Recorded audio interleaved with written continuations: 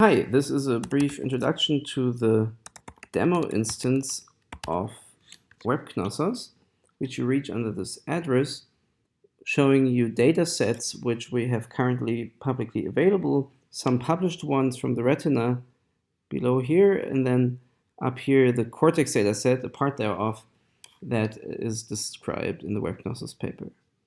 Clicking on this skeleton icon here takes you to annotation mode, in which you have to briefly sign up just to make sure that you're not cannibalizing other users' tracings. This is not tracked in any way or proof checked. This is just to make sure that not two persons are working on the same tracing at the same time. Okay, so we sign up and click this link again and are taken to the ortho mode display of this data set. Left mouse key allows us to drag around. I and O zoom in and out.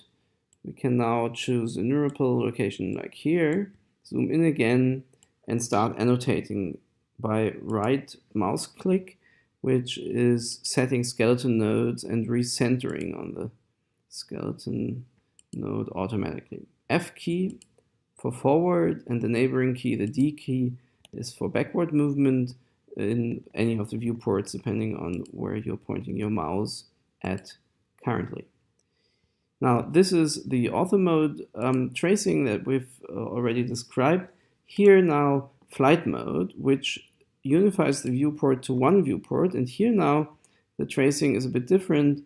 The left mouse key is critical to orient yourself, and spacebar, pressing space, is the forward movement. And you can now just keep it pressed and try to center your viewport, your crosshair, so to say, on the main process. And this allows you to trace reasonably fast and just forward like here. Now, if this is too slow, you can go to your user menu and increase your movement speed. We're already tracing at 1 millimeter per hour here, but maybe we can go even faster, like this. Oh, this black here is now the end of the data set in this direction. You can now press J for jump, which takes you back to the first node with an inversed or reversed view, so you can just continue tracing without reorienting yourself. Again, spacebar, keeping it pressed, allows you to move forward here. So J and B, jump is J and branch point setting is B, is how you set branch points and jump back to those locations. If you want to correct your tracing, you can either use just control space to walk backwards.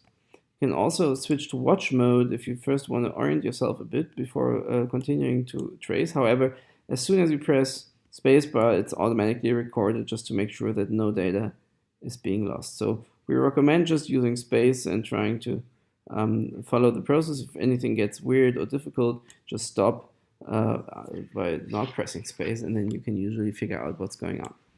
Anyway, control space would take you back. Shift space would actually stepwise delete your skeleton, so you can essentially undo what you just did. Space is forward, control space is tracing backwards, shift space is undoing the skeleton in flight mode. To summarize, I and O take you in and out. F and D move forward and backward in ortho mode. The same do space and shift space or control space in flight mode. And finally, K and L allow you to adjust your viewport size such that for smaller or larger screens you can optimally make use of your screen. If you have any questions, help takes you to the keyboard shortcuts, which should roughly represent what I just tried to explain, but also allow you to submit an issue or go to other help sites.